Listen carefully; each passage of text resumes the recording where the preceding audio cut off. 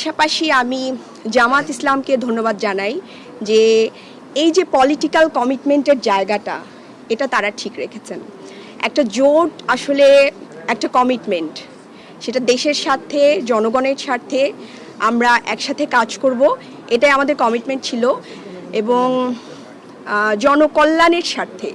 তো সেইখান থেকে দেখেন অনেক বড় বড় পার্টি আছে, তারাও জোট করেছেন, কিন্তু তারা কিন্তু তাদের পলিটিক্যাল কমিটমেন্ট বা জোটের প্রার্থীদেরকে অনেক বেশি সিট থাকার পরেও তারা কিন্তু জোটের প্রার্থীদেরকে ওইভাবে সম্মান করেননি। ইফাদ রোশে এক্সপার্ট মিক্সে আছে সবচেয়ে বেশি মশলার সংমিশ্রণ। ইফাদ রোশে এক্সপার্ট মিক্স মশলা। আমি আমার মহান রবের কাছে শুকরিয়া জানাচ্ছি, আমি আল্লাহর কাছে শুকরিয়া জানাচ্ছি যে তিনি আমাকে আজকে এইখানে নিয়ে এসেছেন এবং এই পর্যন্ত এসে আপনাদের সাথে কথা বলার তৌফিক দিয়েছেন। তো আমি আল্লাহ রব্বুল আলামিনের কাছে শুকরিয়া জানাচ্ছি।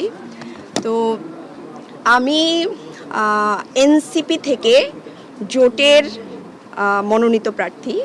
তো সেক্ষেত্রে আমি শুরুতে এনসিপির কে ধন্যবাদ জানাই, আমার দলের আহ্বায়ক এবং যারা এই সিদ্ধান্ত নিয়েছেন, সিদ্ধান্তের সাথে আছেন, তাদেরকেও ধন্যবাদ জানাই যে তারা আমাকে এই জন্য যোগ্য মনে করেছেন এবং তারা দল থেকে আমাকে মনোনয়ন দিয়েছেন।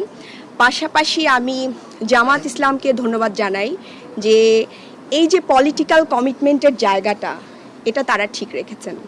একটা জোট আসলে একটা কমিটমেন্ট, সেটা দেশের স্বার্থে, জনগণের স্বার্থে আমরা একসাথে কাজ করব, এটাই আমাদের কমিটমেন্ট ছিল এবং জনকল্যাণের স্বার্থে। তো সেইখান থেকে দেখেন অনেক বড় বড় পার্টি আছে, তারাও জোট করেছেন, কিন্তু তারা কিন্তু তাদের পলিটিক্যাল কমিটমেন্ট বা জোটের প্রার্থীদেরকে অনেক বেশি সিট থাকার পরেও তারা কিন্তু জোটের প্রার্থীদেরকে ওইভাবে সম্মান করেননি। তো এই জায়গা থেকে আমি বাংলাদেশ জামায়াত ইসলামকে ধন্যবাদ জানাই যে তারা তাদের পলিটিক্যাল কমিটমেন্টের জায়গা ঠিক রেখেছেন।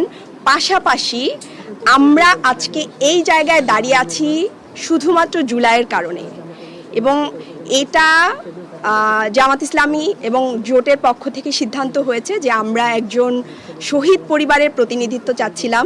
তো সেখান থেকে আমাদের সাথে শহীদ পরিবারের একজন প্রতিনিধি আছেন, একজন মা আছেন, শহীদ জাবিরের মা আছেন। এটাও অনেক বড় একটা বিষয়, যেই জুলাইয়ের উপর দাঁড়িয়ে আমরা আজকে এইখানে দাঁড়িয়ে আছি, সেই জুলাইয়ের একজন শহীদের মা আমাদের সাথে আছেন, এটা আমাদের জন্য অনেক বড় বিষয়। তো এই জায়গা থেকে আমরা আশা করি এবং আমাদের সাথে যেসব আপারা আছেন ওনারা খুবই কোয়ালিটি সম্পন্ন, ওনারা অনেক অভিজ্ঞ এবং রাজনৈতিকভাবে এনারা আমাদের থেকে অনেক বেশি অভিজ্ঞ। আমি আশা করি এই যে জোটের যে নারীদের পথ চলা এটা খুবই সুন্দর হবে এবং আমরা নারীদের সামাজিক সুরক্ষা, নিরাপত্তা, স্বাস্থ্য, শিশু স্বাস্থ্য, তারপর এই যে আইন প্রণয়নের ক্ষেত্রে যে ভূমিকা রাখা দরকার, এগুলো আমরা ইনশাল্লাহ একসাথে জনকল্যাণ স্বার্থে আমরা করতে পারবো ইনশাল্লাহ।